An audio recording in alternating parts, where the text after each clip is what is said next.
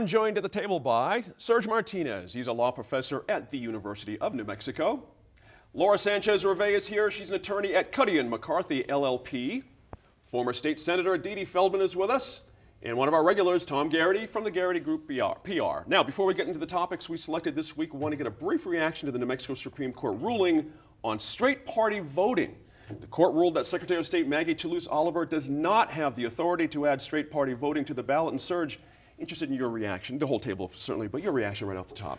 I mean, it's important to say this is not about the merits of straight party voting or not. It's the court has said, look, you don't have the authority to do this, and so we're not going to let you do this. And I mean, I think that's the right answer, right? This is such a big question to say one person has the ability to make that change is a little much. I think the court got it right. Let's leave this to the legislature if they can actually address. Would you agree with that? Should be in the legislature's hand to do this? Well, the legislature has a confused history on this issue, and your comment begs the question of why did Diana Duran have the power then to rescind what was already a common practice? The legislature has rejected bills to repeal straight party voting repeatedly, and bills to institute straight party voting. When I came there in 1997, straight party voting was happening. And every year there was a drive by the Republicans to try to get it repealed, which was turned back until finally Diana Duran did it by regulation.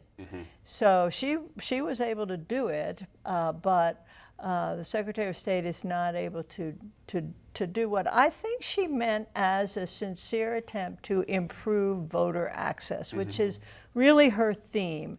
And she's been trying to do that for a while, trying to support open primaries, support same-day registration, all those things that would increase voter participation. Interesting point there. Laura Sanchez-Rivey, the look and feel of it, you couldn't blame someone for feeling it was a bit partisan. The clock was played right up to the very last second, literally. No one really had time to think about it, but the folks who had a problem with it really weighed in quick, didn't they? Did she get sort of overwhelmed here? You had so many parties coming and saying, we don't want to do this. Supreme Court just sort of looked at the landscape and said, well, I don't know what's right here, but your sense of it, I'm curious. Well, I mean, she has said that it wasn't a partisan attempt, that it was about voter convenience, voter access. I agree with what Dede said. I mean, I do think that for a lot of people, the decision that Diana Duran made to get rid of straight party voting still sticks in a lot of people's craws, because it was, it had been for so many years, so many cycles. Straight party voting was the norm. Since forever, exactly. She came in and then changed it on her own. So I think a lot of people felt like Maggie had the ability to change it back if she chose to. But I do think that let me ask you a question. Maggie was relying on a certain set of wording that said that she, meaning the Secretary of State, has in fact the ability to do this. And the wording seemed pretty clear. Do you know what I mean?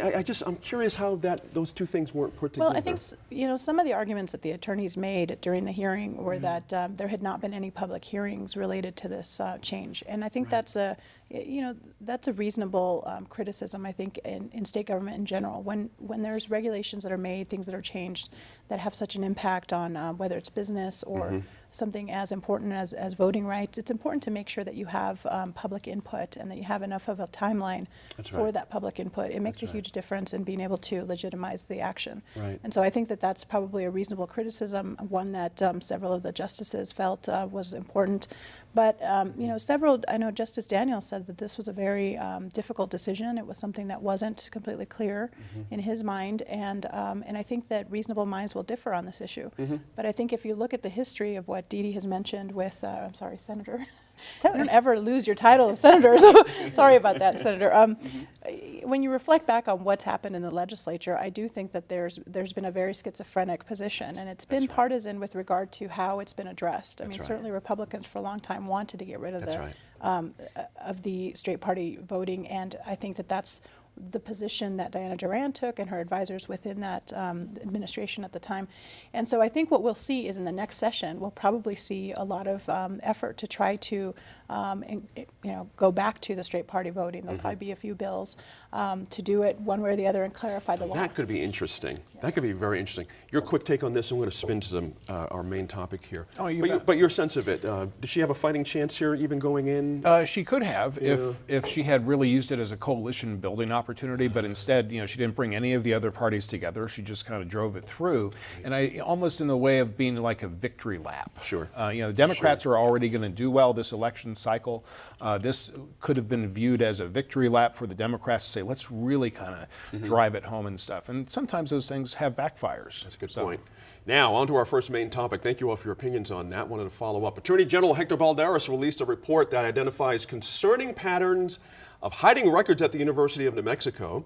The focus of the report was former athletic director Paul Krebs' actions to hide a 2015 golfing trip to Scotland you may have heard about. For some UNM boosters, we've talked extensively about transparency, accountability, and that financial situation inside UNM's athletics department here on New Mexico in Focus. And Tom, I'll stay with you. Seeing these details in the report is not surprising, but I want to get a sense of what's worse here, what has actually happened or the hiding of it of the public, to the public. Do you see what I mean? There's really not a lot of transparency here that Hector Balderas is now uncovering. Your sense of that? It's all very unfortunate. I think Right. the folks who are kind of breathing a sigh of relief right now is the UNM Foundation, because they didn't get as much play. Yes. Although they're very point. much Good a point. big part of this. Sure. Let's face it. The previous administrations Right. prevented the free flow of information. They had one job to do, and that was to respond to an IPRA, an Inspection of Public Records request, and they failed to meet expectations. That's right. And other times just kind of laughed at it.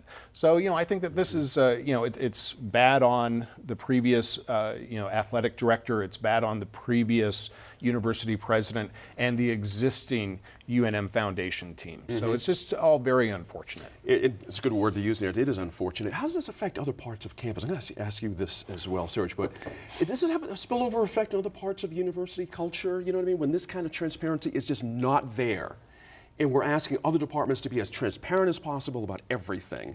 You look at athletics and go, wait a minute, what's going on here? Well, I think every department in the university needs to be concerned about this, as should the Board of Regents.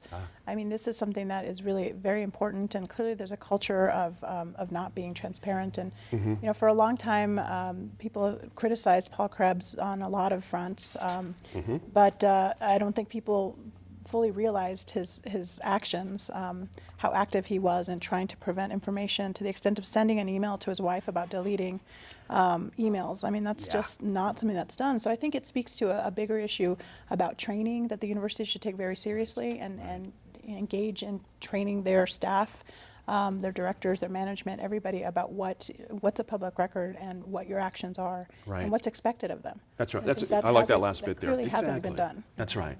Dee Dee, Laura made reference to if the reporting in the journal is any indication, there was an anonymous letter sent by Mr. Krebs' wife under the direction of Mr. Krebs to cover this mysterious $25,000 mystery donation that was supposed to cover a lot of different things.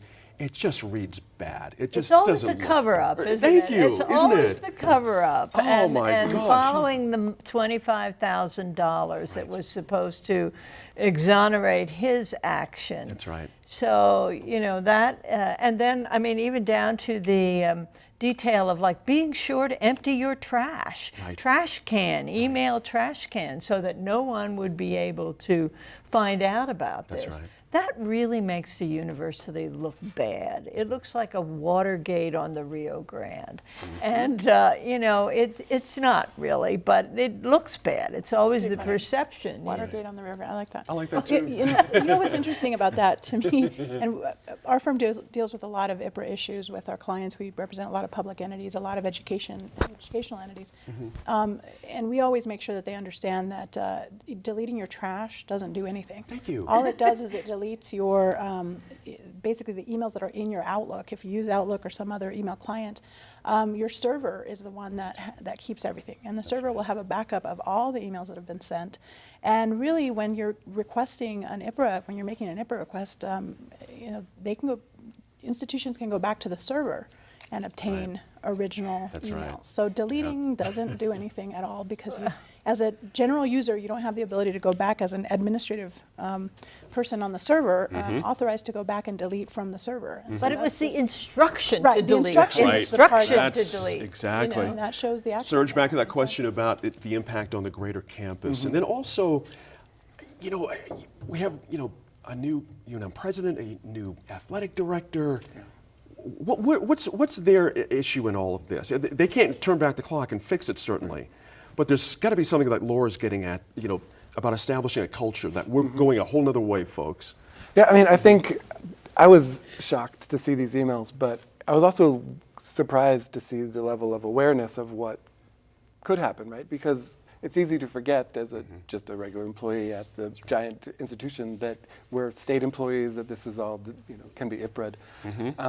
I think in terms of, it's no surprise to anyone on campus or off campus, I imagine, that the athletic department has been different, special, got special treatment, is up to its own thing, and is not the same as the rest of the university. Yep.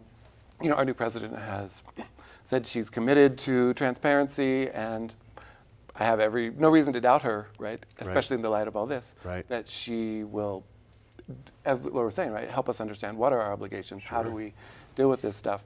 The athletic department, I'm not sure that I think that they will going forward think of themselves as the same as the rest of us. I would like to think so. We don't think of them as the same as. Well, that's a good point there. That's a good point. And Tom, interestingly, the Regents just voted to go ahead and make the ask for another $1.5 million out of our legislature the next session. I'm curious now the conversation that's going to be about. You know what I mean? Well, You yeah. know, they're going to have to, they, meaning Eddie Nunez and Ms. Stokes, are going to have to show the legislature that we have taken a turn here, that we're worthy of the money. We can manage it. It's going to be transparent. You see where I'm going at here? It's going to be a tough one. Yeah, sometimes holding on to the bull for 8 seconds only shows you can hold on to the bull for 8 seconds. It doesn't necessarily show that you're making progress. That's right. So what Eddie Nunez and President Stokes are going to have to do is show how the department has made progress. Now, showing, and that in this particular case can be just showing how they've responded to IPRA requests. You know, that could be a sign Simple of progress. start. But in That's all right. seriousness, That's right. it's, you know, how is the department a lot more serious, you know, physically responsible in addressing, you know, the resources of the people, of the public. Right. And as just as a complete side note, as preparing for this particular segment, you know, one song kept coming back on, you know, over and over again. It was the infamous Jimi Hendrix. Along the Watchtower, there must be some kind of way out of here, said the Joker to the thief.